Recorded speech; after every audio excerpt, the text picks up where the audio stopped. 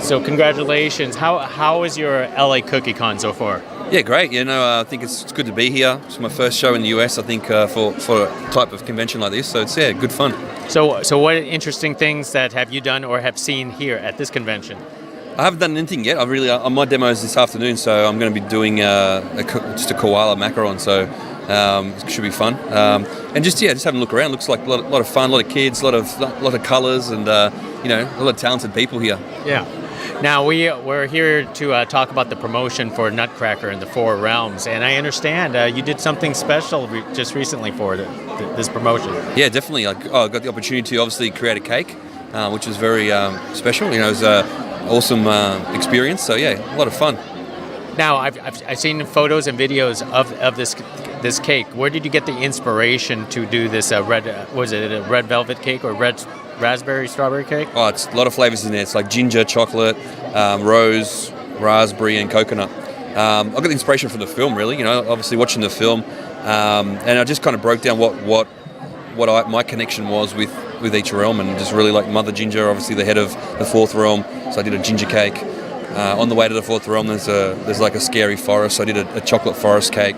And then for the jam, I did a jam inside, which I based on the Sugar Plum Fairy, which obviously the head of the sweets realm, and then the buttercream that I covered it in was rose flower flavored, so the flower realm, and I did a coconut snowflake crunch, which is for the snowflake realm. So I kind of based it on each thing for me that I could connect to the movie. So. How long did it take you to pre-plan all this? This must have took a lot of effort. Yeah, it's a couple of weeks of thinking, you know what I mean? Like, I think, mentally, you kind of have a base sort of thought, and then you kind of, break it down slowly, making adjustments in your head, and then, just having a go at it. Now, I understand you baked everything nearly by yourself, or you didn't have, a full staff of 30 or 50 people? No, I baked them all by myself. I had a little bit of help from an assistant here and there, but, other than that, I've sort of put it all together and built it all up. Yeah, it was good fun. It's good. Sometimes it's good fun to, especially when you're doing a cake like that, is to be in your own zone, which is beautiful. Because you're really kind of making it for the first time and adjusting it on the fly. So sometimes the space and the quietness and not too many people is good. What was your favorite part in Nutcracker of the Four Realms? The film? Yes, the film. Yeah, I think for me it was probably the end really with the fact that Mother Ginger was the good person, not the bad person, and Sugar Plum Fairy obviously got defeated. She couldn't obviously get her whole soldier army and take out the rest of the realms, which I think I always love that when there's obviously a bad egg in amongst it and they don't get their way. So it was good, and then it was good to see that Clara actually figured out that she was meant to be there and that she was there for a purpose. I think it's a beautiful thing that that she didn't go back home and help the realms come back to life. You sound like a real fan of the Nutcracker. Yeah, no, I love the movie. It was real fun to watch. The colours, the lands, and all what they meant, and it was a real magical place. Now, just out of curiosity, how did you get started in all of this in the first place? I mean, were you very young, or you just went to school? In pastry and bakery. Yeah. Just young. Yeah. Look, I started when I was 15. I started working when I was 15 in this industry, and I was just kind of I wasn't focused at school. So I kind of was at the point where I'm not going to go to uni or college, what you call college here. I wasn't going to college. You know what I mean? I wasn't going to go to those sort of places. I knew that I didn't have that. I knew that I was more of a thinker, and I needed to do something. So I needed to think about it and do something to express it.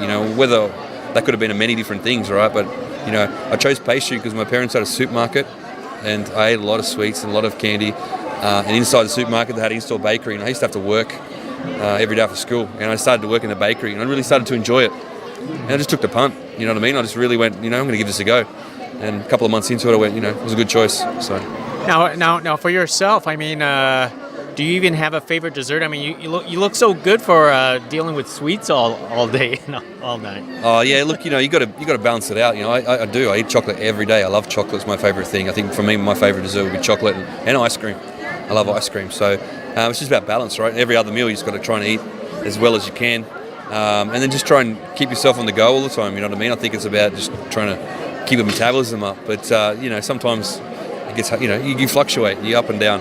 Just depending on how busy you are and how much time you can have for yourself. But it's a lot of good fun. So And let me wrap it up. Do you have any more like media projects in the future that you're going to be on, possibly Netflix or some channels? Yeah, look, Netflix have got season 2 of Sugar Rush coming out. I'm over here at the moment filming it. And then season 2 of Zumbo's Just Desserts should come out in a couple of months, hopefully, 2 or 3 months. We filmed that in December last year. And at the moment, that's it. Yeah, look, I mean, hopefully, can get a few more opportunities, but, see what happens, I guess. Excellent. Hey, thank you very much, Andy. No worries. Thank you. Thanks.